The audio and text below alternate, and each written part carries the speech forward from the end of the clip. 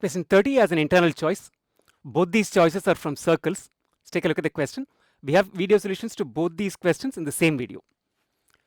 Prove that a parallelogram circumscribing a circle is a rhombus. Okay, we have a parallelogram. The definition of a parallelogram are opposite sides are parallel and opposite sides are equal. These two sides are parallel. Let's say they measure A and A. These two sides are parallel and let's say they measure B and B.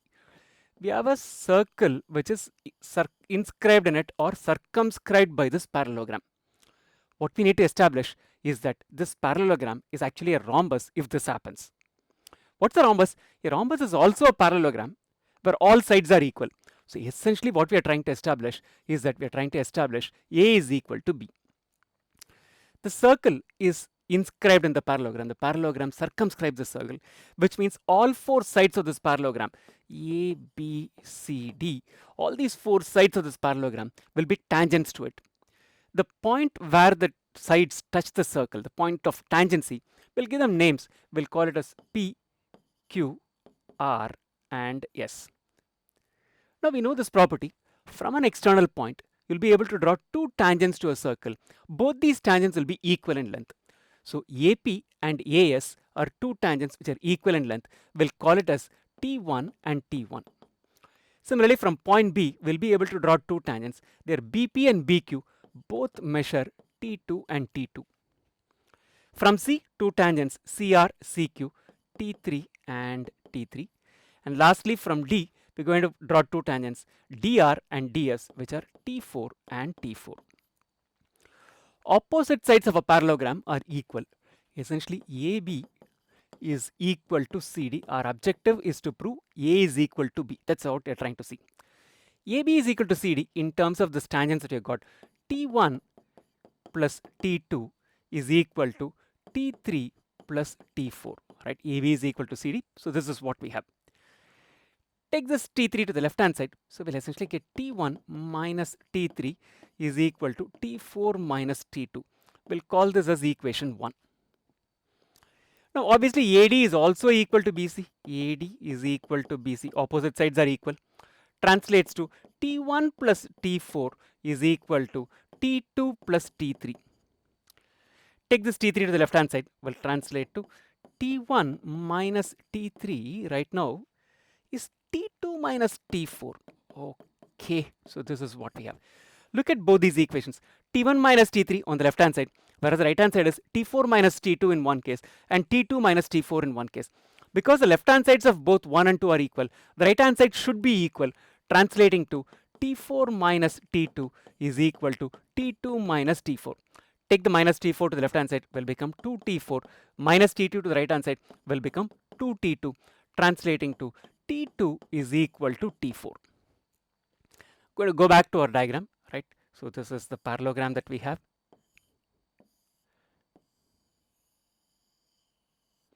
A, B, C, D. T1, this is P, Q, R, S. T1, T2, T2, T3, T3, T4, T4, T1. What have we established? We have established T2 is equal to T4. So can I say this is equal to a T2? So what does CD now become? CD is equal to T2 plus T3. It was T4 plus T3 because T4 is equal to T2. Now this becomes T2 plus T3. What is BC? BC is also equal to T2 plus T3. So what have we established? CD is equal to T2 plus T3. BC is equal to T2 plus T3, which means that we established CD is equal to BC, right? So this is CD is equal to BC, which means we are saying B, or this is, I think we gave it as A. A is equal to B is what we have finally established. CD is equal to BC, which is like two adjacent sides are equal in a parallelogram. Then this parallelogram essentially becomes a rhombus. If adjacent sides are equal, if adjacent sides of a parallelogram are equal,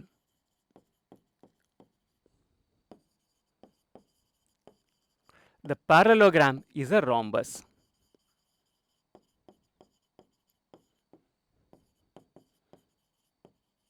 So we have proved that if a circle is circumscribed by a parallelogram, then that parallelogram is a rhombus. the second internal option in this question. In the figure, xy and x dash y dash are two parallel tangents to a circle with center O. Let's take a look at it. Circle with center O, xy, x dash y dash, these two are two parallel tangents to the circle with center O. Okay. Another tangent AB with point of contact C. AB is another tangent with point of contact C. Okay, this is what we have. Intersecting xy at A and x dash y dash at B. It's intersecting xy at A, x dash y dash at B. Okay. What is the measure of angle AOB? This angle is what we need to find out. Let's take a look at it. Two tangents xy, x dash y dash to the circle with center O. Obviously, this angle is equal to 90 degrees. This is 90 degrees. Why? Because OP and OQ are radii drawn to the points of tangency of these two tangents xy and x dash y dash, which essentially means that the tangent and the radius will be at right angles to each other at the point of tangency. So OPY and OQY dash, these are 90 degrees each. Okay. Now, AB is a tangent, C is the point of tangency.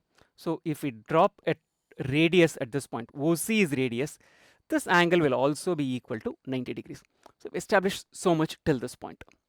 Okay. Let's set about solving this. Let's do it in this particular slide. So essentially this is 90 degrees, 90 degrees. We've drawn a radius. We found this to also to be equal to 90 degrees. Now I'm going to look at this PAC, OPAC. OPAC is what we are going to focus on, right? From point A, we have drawn two tangents, AP and AC. So AP will be equal to AC. Tangents from an external point will be equal in length. OP and OC in that are essentially two radii and they're going to be equal in length. OA is a line which is common to both these triangles. So OA is equal to OA.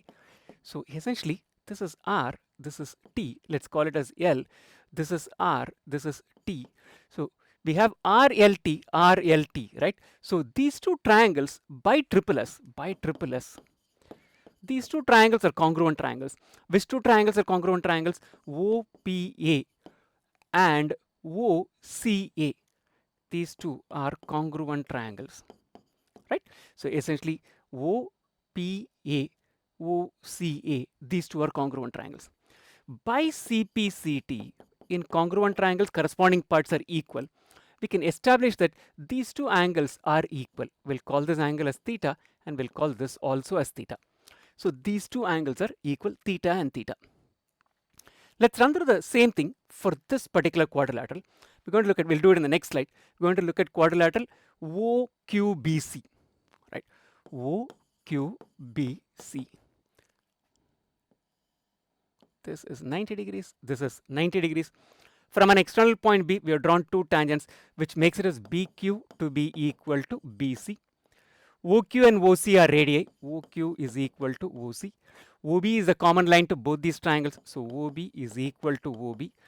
By triple S, we can again establish that triangle OQB is congruent to triangle OCB, right? Radius, T2 will call it as, T2 will call this one, and this will call it as L2. So essentially by triple S, these two triangles are congruent triangles. By CPCT, these two angles will be equal. Which two angles? BOQ and BOC will be equal. Angle BOQ will be equal to angle BOC. We'll call it as an alpha. So this angle is equal to alpha. So is this equal to alpha. Go back to the previous slide. We have said that by CPCT, POA and essentially COA are equal, which are theta and theta. We'll plug that in here. So these two angles are equal, which is equal to theta, and this is equal to theta. OP and OQ are essentially two radii passing through the same point, and they're perpendicular to two parallel lines xy and x dash y dash, which means that PQ is a straight line. Repeat it, right? Essentially xy and x dash y dash are parallel. OP is perpendicular to it.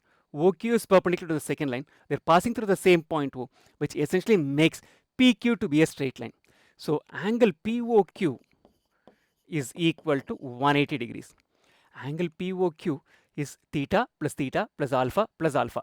So essentially we have 2 times of theta plus 2 times of alpha is equal to 180 degrees, or alpha plus theta is equal to 90 degrees.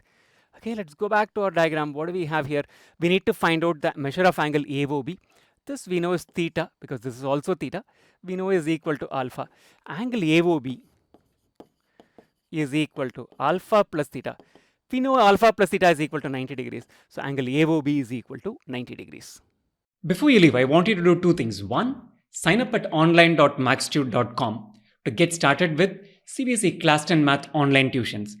It takes all of 5 minutes and less than 3 steps to get started. So get it done today. And second thing, I want you to subscribe to this channel if you already haven't, and turn on notifications so that you get notified every time a new video is uploaded. And also, spread the word about this channel to your friends and classmates.